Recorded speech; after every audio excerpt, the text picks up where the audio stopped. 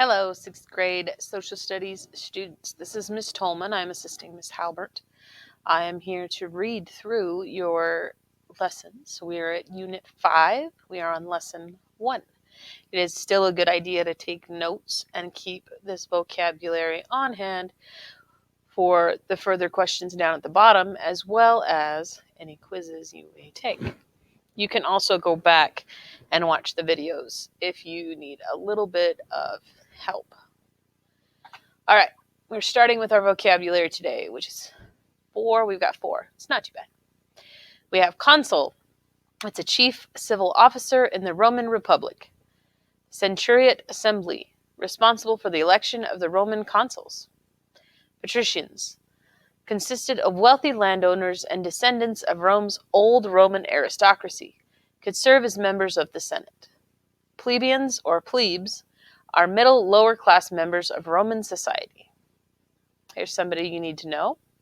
This is Hannibal, a Carthaginian military commander, roamed the Italian peninsula, conquering Roman-controlled cities. All right, first we have the geography of Italy.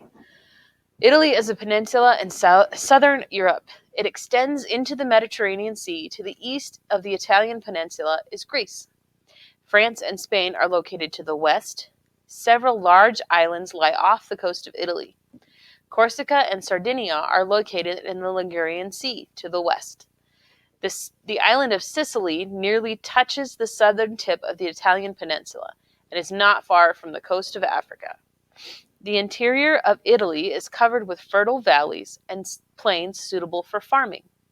The Apennine Mountains run north to south, and though they divide the Italian peninsula into east and west, they never formed a barrier between the people of Italy.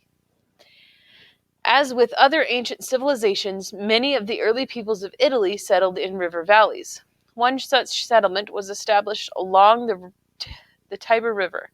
This location was especially appealing because it had 7 hills suitable for defense. The peoples living around these hills later established the city of Rome. The early history of Rome. During the 18th century, the Greeks established colonies in Sicily and on the Italian peninsula. One of the people groups that they encountered was the Etruscans. The Etruscans ruled much of Italy, including Rome. At the time, Rome was just a village inhabited by the Latins. The Latins lived in organized farming communities. They were not generally warring people like the Etruscans. However, as the Latins in Rome experienced contact with the Etruscans, they began to adopt their ways. Having been influenced by the Greeks, the Etruscans influenced the Romans to Greek mythology, architecture, art, literature, writing, and government. The Roman Republic. Many of the events before the formation of the Roman Republic are unknown. However, we do know that in 509 BC, the Etruscan kingdom was overthrown by the Latins. In its place, a republic based in Rome was established. A republic is a form of government in which the people elect their rulers and lawmakers.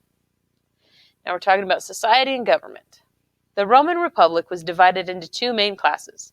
The patricians consisted of wealthy landowners and descendants of Rome's old aristocracy, and the plebeians, or plebes, which were middle and lower class members of society. Among them were farmers, merchants, and tradesmen. It was forbidden for a member of plebeian household to marry a patrician. Plebeians, as well as patricians, were permitted to participate in government. However, only the patricians could serve as members of the Senate. The Senate was the most powerful governing assembly of the Roman Republic. Other assemblies included the Tribal Assembly, the Curiate Assembly, and then the Centuriate Assembly. The Centuriate Assembly was responsible for the election of the consuls. This duty made it the second most powerful assembly to the Senate. It was also responsible for the appointment of chief military officials, praetors, and the passage of legislation. The Centuriate Assembly was comprised of both patricians and plebeians. However, power in the Centuriate was organized according to class. Therefore, the patricians controlled the Centuriate. Government officials were two chief government officials were the consuls. The consuls served as joint rulers overseeing the government, the military, and the judicial system of Rome. Each consul served for only 1 year and was subject in his decisions to the approval of the other. This helped to balance the power and prevent political abuse and corruption. The inequality in power led to many struggles and debates between the patricians and plebeians. As the largest group in Rome, the plebeians demanded that they be granted more power in the government. In 471 BC, the plebeian council was created, in which only plebeians could be members. Eventually, the council was permitted the right to pass legislation that all Roman citizens had to obey, including the patricians. The tribunes of the plebes was another concession gained by the plebeians. The main duty of the tribunes was to protect the rights of the plebeians. Later, tribunes were allowed to veto, which was Latin for I forbid, legislation that they thought unfair to the plebeians. To further protect the plebeians from injustice, the law of the 12 tables was adopted in 449 BC as the official code of law in the Roman Republic. They were etched into 12 marble tablets and hung from the Roman Forum. Before the publication of the law of the 12 tablets, there was no known objective standard of behavior. Patrician judges ruled on cases according to their own interpretations of what was traditionally considered right and wrong. The law of the 12 tablets is not a comprehensive set of laws. As the situation in Rome changed and its borders grew, the law code was expanded and divided into three main bodies: the law of the citizens, the law of the nations, and the law of nature. The law of the citizens only applied to Roman citizens. It afforded certain privileges of citizenship. The law of nations applied to foreigners living within the Roman territory. Laws that were labeled a law of nature were based on the idea that all humans possess certain rights, regardless of birth, class, or wealth. The United States Declaration of Independence terminology, unalienable rights, is based upon this Roman concept. On to Italian conquests.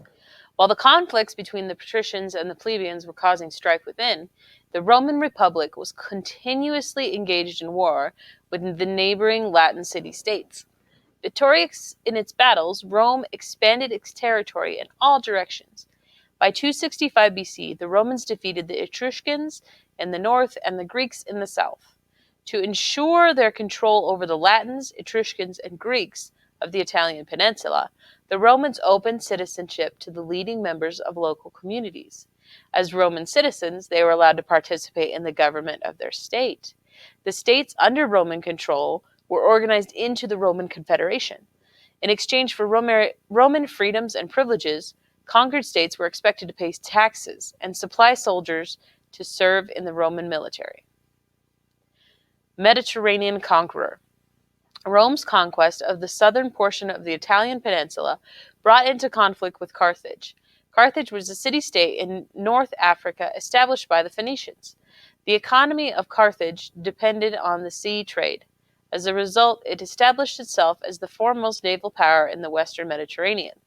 The Carthaginian Empire controlled ports in Spain, Corsica, Sardinia, and Sicily.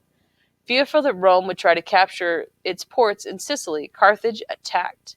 The conflict between the two nations resulted in 3 wars lasting from 264 BC to 146 BC. The wars were known as the Punic Wars. Punic refers to the term Punicius, which is Latin for Phoenician. The First Punic War, 264 to 241 BC, was largely fought at sea. The Roman navy was not as skilled as the Carthaginian navy. However, the Roman soldiers were more determined. Rome improved their ships and built new tactics. Using their superior soldiers, the Romans captured the Carthaginian ships by boarding them and overtaking the crew. However, the war is not easily won. Nearly 1 million lives were lost before Carthage surrendered control of Sicily to Rome.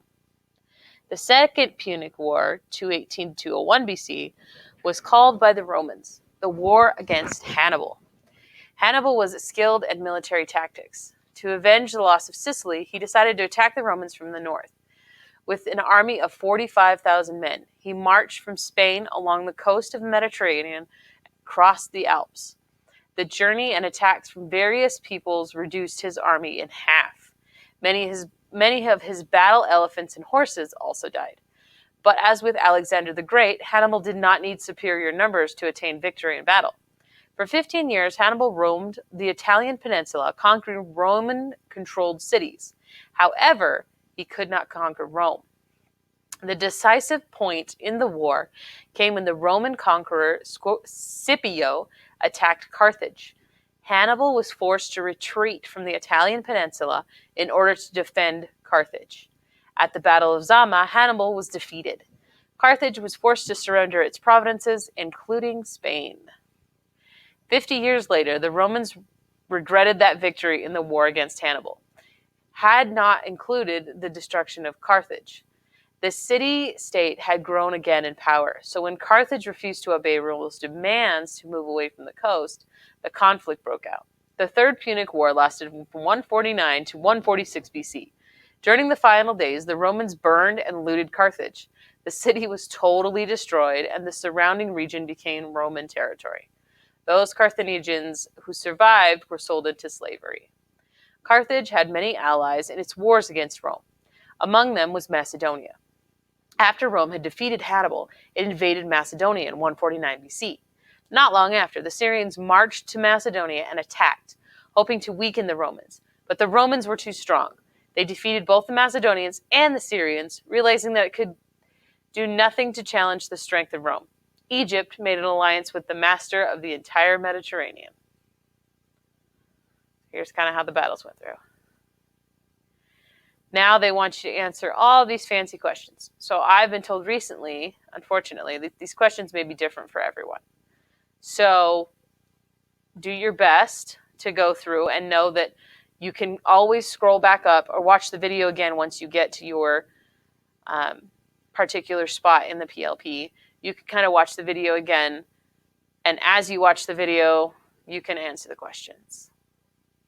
If you have any questions, please give Miss Halbert or I a ring or a message so that we can help you answer your questions. Let us know if you need any help. You're doing an amazing job. I hope you have a wonderful rest of your day, and I will see you in the next video. Bye.